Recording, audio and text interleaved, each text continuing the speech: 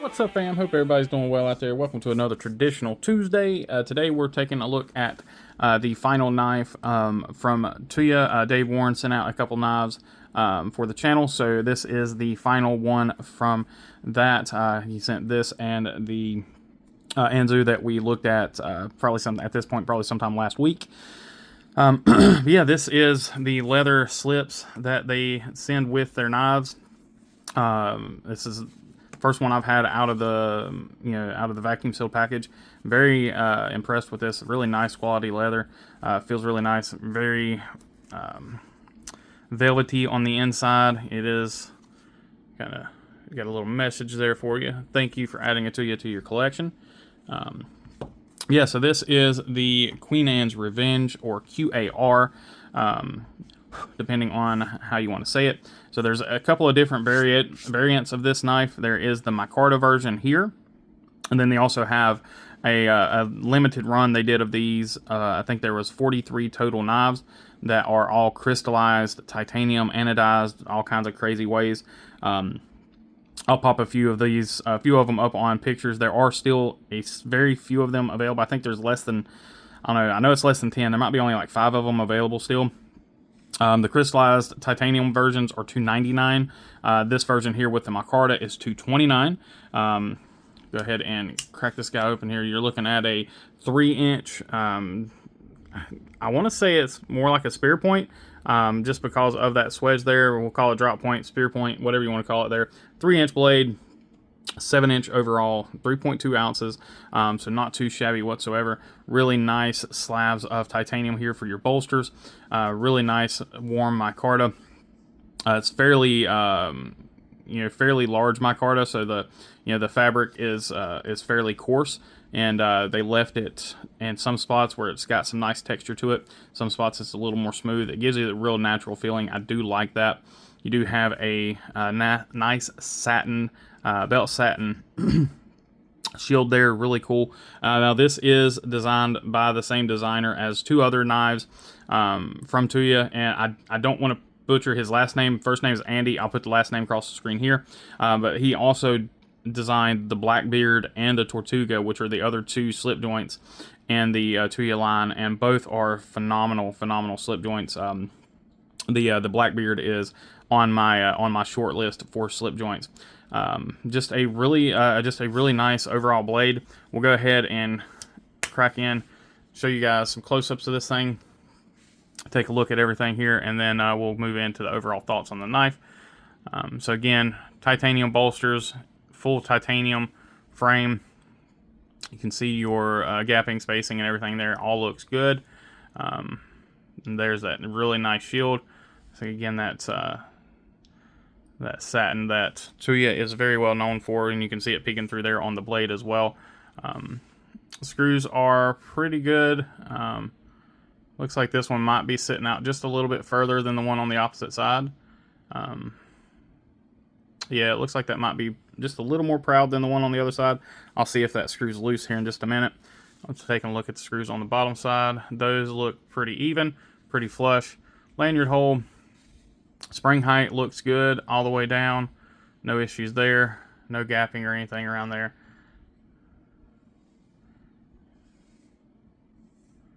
Everything looks pretty doggone good. It is centered. Go ahead and get the blade out here, and I apologize for the fingerprints, but there's just no way of keeping fingerprints off of this thing when you've got to open it and close it. But there is that, just again, that beautiful satin M390 blade. With the way they did their grind lines, you got your grind going this way, your grind going that way. Standard nail nick, single Tuya logo, and there is Andy's maker's mark, or his designer logo there. Got the anchor with the 1878 there inside of it. Plunge grind is not terrible. It's not the best, again. It's not terrible, but it does end about right there where my fingernail is, so you do have some sharpening room there. The sharpening job itself looks to be pretty good. Looks to be fairly consistent.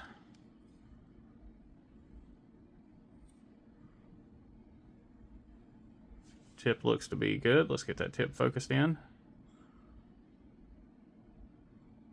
Looks like, yeah, I think it might be okay. Let's take a look here. It might be just to one, just barely to that one side. Let's see if I can get it to focus. Actually, no, that's pretty spot on. Sometimes it just takes certain amounts of shade. There we go. So yeah, that is, that's pretty daggum straight, if I do say so myself.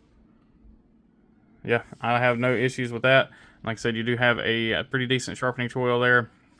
Now this is a flat grind. So contrary to what they've been doing or what they typically do. Actually, I don't, well, let's see. Might have to get a piece of flat stock and double check that. Because I am getting a little bit of refracting on that light. Nah, yeah, that's got to be a flat grind. Yeah, that's got to be a flat grind. Sorry, I'm sitting there trying to figure it out as we go here, but I'm pretty sure that's a flat grind. About a half height flat grind on that, 3/4 height. So let's go ahead and crack in to this thing. So let's see, let's check our hardware real quick since we're going to be looking at this screw. I believe we are T6 and T8 all the way around. So that screw is tight. So it looks like we do have just one screw there that is a little more proud than the others. And and it's not a lot, but it is definitely, again, that one screw there is a little more proud. I wonder if they are opposing each other. So I wonder if I back the one out a little bit, if the other one will go in more. We'll try that here in just a minute. And we'll check our T8 here. T8 is good. All of our T6s. Just double checking those. Those are all good. So let's go ahead and try that. Let's see what we look like if we are able to just back this one out just a hair.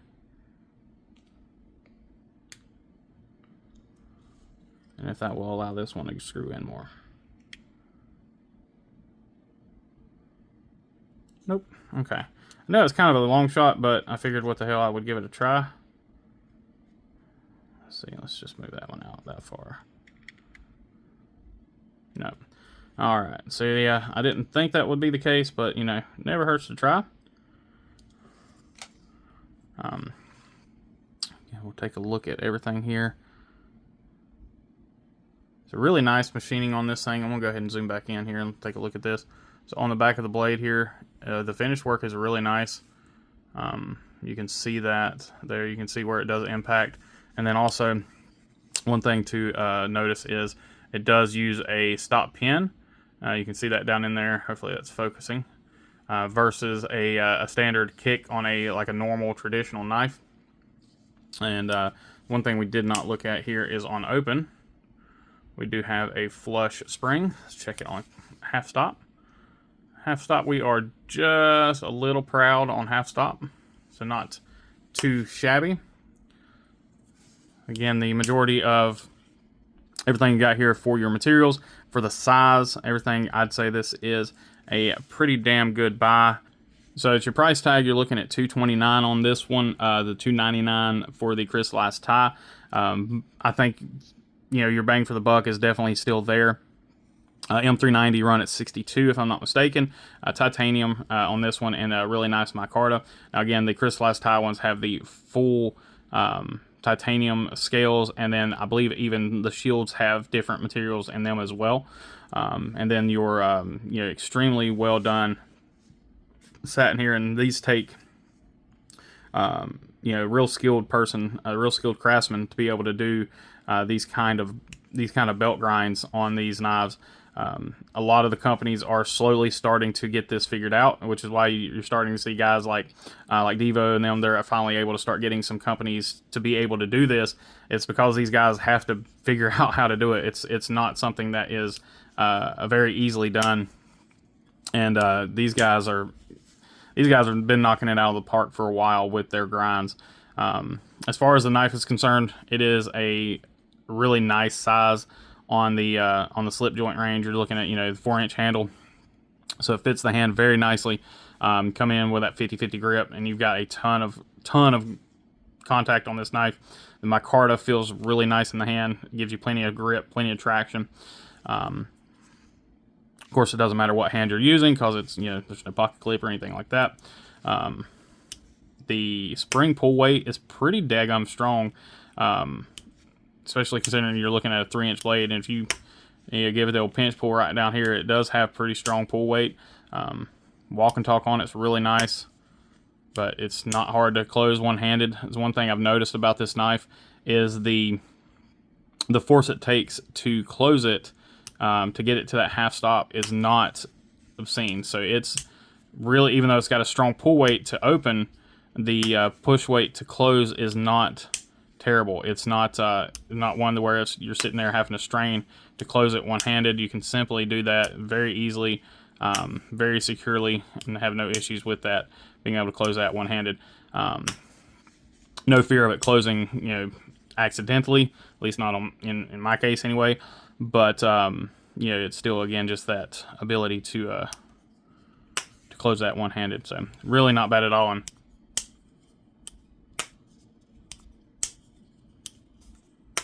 again, really nice walk and talk. Yeah, just a fun, nice, really attractive slip joint. Again, Tuya knocking it out of the park. These just released right at the end of last year. It's not even a month ago. The Q.A.R is released, I think, before that, but that was just the crystallized tie versions. The standard version here did not release up until very recently. So they are still available. There are still several, like I said, of the crystallized tie still available. So make sure you guys hit the link down below. Go show Dave some love and pick you guys up something. If you're not interested in the Q.A.R, they've got a bunch of different stuff available. Even they've got stuff for every budget. There's a couple of different versions, or a couple of different more budget lines available. They've got, I think right now, their bruiser, it's a D2, pretty nice sized D2 G10 knife. I think they're $49 right now on their website. So, check those out. Those are cool. I'll probably end up getting a couple of their budget knives for the channel and for giveaways. So just make sure, again, you guys check the links down below. As always, I appreciate each and every one of you. Please remember to be kind, be humble, and be EDC. Y'all take care.